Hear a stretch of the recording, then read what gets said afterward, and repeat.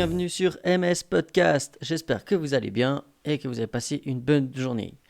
Aujourd'hui, j'aimerais vous parler de l'importance de faire des plans et pas de se lancer à la va-vite comme ça et d'ajuster au fur et à mesure. Alors, ça contredit un petit peu le fait de dire il faut essayer pour apprendre, il faut faire des choses, mais il faut quand même réfléchir un minimum avant de se lancer. Euh, je vais pas, par exemple, me lancer euh, dans la voile, acheter un bateau, me lancer sur le lac ou autre, sans réfléchir un minimum et m'orienter et surtout m'informer sur le sujet. Pareil, si je me dis que je vais me lancer à faire du kayak, je vais pas commencer à acheter un kayak, à descendre à peu près toutes les rivières, il doit sûrement y avoir des règles à respecter et ça peut être dangereux. Donc voilà.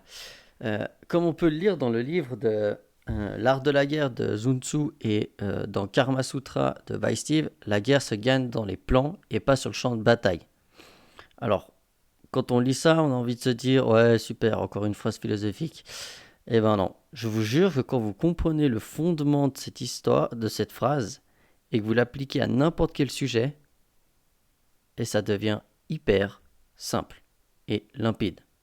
En fait, ça nous évite de devoir réfléchir tout simplement. Je m'explique. Établir des plans vient de pair avec moi, avec la motivation. Pour moi, car c'est facile de suivre un calendrier qu'on a planifié quand on est motivé et auquel on aurait pensé à tout parce qu'on déborde de motivation, de temps, d'énergie et on s'investit. Et le plan, il va être là sur le long terme ou même sur le moyen terme. Par exemple, si vous êtes plus motivé pour faire je sais pas, votre ménage, eh ben, ça vous embête de le faire. Si vous mettez un plan, ok, je le fais une fois par semaine, eh ben, une fois par semaine, vous avez réfléchi. C'est est-ce que vous acceptez de faire le ménage une fois par semaine, ça vous prend pas de temps. Vous faites un petit peu de temps en temps, mais pas plus que ça. Et puis vous faites le gros ménage une fois par semaine. Bah, c'est un plan que vous avez mis en place. Et puis bah, il suffit de le suivre. On n'a pas besoin de réfléchir. Et donc du coup, on a moins besoin de se motiver. Euh, Pourquoi il faut faire les plans quand on est motivé selon moi? Parce que on est beaucoup plus minutieux dans la préparation de ce plan et on va aller chercher tous les détails qui sont hyper importants et à tête reposée parce qu'on est motivé et on est dans le flow du domaine, on s'est lancé dans le truc. À l'inverse de si on le fait au fur et à mesure des choses, bah, on va peut-être être fatigué, on serait peut-être stressé, on n'aura pas la tête reposée et puis le temps de réfléchir. Également, si on fait ça à tête reposée et qu'on planifie, ben en fait, on essaye aussi de penser à tout ce qui pourrait toutes les encoupes qu'on pourrait avoir sur notre chemin, et du coup, on les évite en planifiant ça. Après, il y a une petite phrase que j'aime bien me répéter quand je suis un plan et que je suis pas du tout motivé, c'est, je me dis, bon, allez, Henri, t'as fait ce plan calme, vas-y, motive-toi pour les 5 premières minutes, fais-toi confiance, tu l'as fait, c'est comme ça que ça doit être fait. Et en fait, on met un peu le cerveau sur off, on fait ce qu'on avait prévu de faire, que ce soit programmation physique ou planification de tâches quotidiennes ou autres. Et une fois qu'elle est lancée, la machine, bah, au final, on s'y retrouve. Parce que comme c'est vous qui avez fait les choses, instinctivement, vous allez quand même vous y retrouver dans ce que vous êtes en train de faire. Je donne un exemple sportif. Euh, Quand j'étais à l'armée, je faisais le test Cooper. C'est le test des 12 minutes. On tourne en gros, pas en rond, mais en ovale pendant 12 minutes. Et le but, c'est de faire le plus de kilomètres possible. Il n'y a pas d'allure qui est préconisée ou autre. Chacun fait ce qu'il veut. Puis selon sa tranche d'âge, ça vous sort un score. Chaque mois à l'armée, je faisais 3 km 200. Ce qui était un très bon score. Euh, bon, il faut vous dire que pendant 2 ans, j'ai couru tous les vendredis un 12 minutes pendant mon service militaire. Alors, effectivement, les mecs qui nous encadraient, ils n'avaient pas de formation de préparation physique ou d'idée de nous préparer physiquement. Je sais même pas si, je pense vraiment pas que c'était le but de nous préparer physiquement. C'était juste qu'on était à l'armée et que bah, le vendredi c'était sport et puis qu'il fallait courir ce fameux test des 12 minutes. Comme ça, on aurait pu faire un bon score pendant notre évaluation et puis notre fin de service, on a une distinction de sport qu'on peut faire et ben on aurait pu l'avoir. Du coup, après avoir fini mon service militaire, bah, j'ai tout perdu et j'étais plus du tout devenu performant sur le 12 minutes.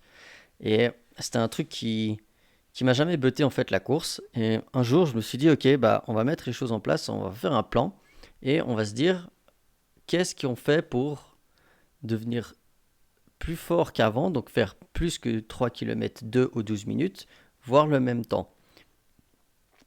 Je savais que j'avais ces capacités-là parce que je l'avais déjà fait. Donc en fait, il fallait que je mette les choses en place. Donc ce que j'ai fait, c'est que j'ai programmé sur un an et demi, euh, des, des entraînements de course pure et des entraînements de préparation physique.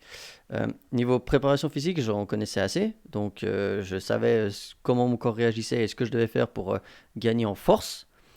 Et par contre, ou en amplitude et en endurance et tout, par contre, la course, ça n'a jamais été mon truc. Moi, j'ai jamais aimé courir. Peut-être en nature, ça aurait pu me plaire, mais sinon, je trouvais pas ça très sportif.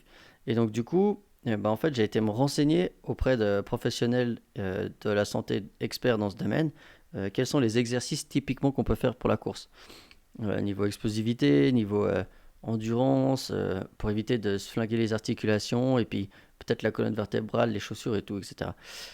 Euh, pour faire une petite parenthèse au podcast précédent, en fait, un objectif que j'avais sur du moyen terme, un an et demi, courir le Cooper en 3 km 2 minimum, euh, il fallait que j'ai ces connaissances de course. Et en fait, je les avais pas. Donc, un petit objectif un peu avant, c'était d'acquérir ces connaissances. Et j'ai été discuter avec justement ces experts ou trouver des gens sur Internet. Sur Internet, on trouve plein de choses. Il y a du bon, il y a du mauvais. Il faut savoir trier, mais quand on commence à avoir tout le temps les mêmes informations, on se dit que c'est plutôt des informations qui fonctionnent. Une fois que j'avais acquis ces connaissances pour les exercices de course, en fait, je me suis mis à faire un plan. Donc, j'avais deux entraînements de typiquement course, technique de course et athlétisme, entre guillemets, et deux entraînements de préparation physique. Donc là, c'est explosivité, endurance, etc. etc. Euh, Couplé à ça, une fois toutes les 2 semaines, je faisais un test Cooper. Sans objectif, à part le donner mon 100%. Donc à la fin de mon test Cooper, je ne pouvais plus courir un pas de plus. Parce que mon but, c'était de donner le 100%. Et au fur et à mesure du temps qui passe, après un an et demi, j'ai réussi à faire le test Cooper en 3 km 3 ou 3 km 4, je ne sais plus. Et en fait, ça a été facile quand je le dis maintenant. Sur le moment, ça a été aussi très simple dans le sens où j'avais fait mon plan et j'avais qu'à suivre ce que j'avais écrit. J'avais pas à discuter ou à devoir me motiver ou à réfléchir ce que je peux faire, etc. À mettre encore de l'énergie là-dedans. C'était très simple. Comme le domaine de la course, c'est pas quelque chose qui me passionne. Le sport, oui, mais la course, c'est pas mon truc vraiment de prédilection.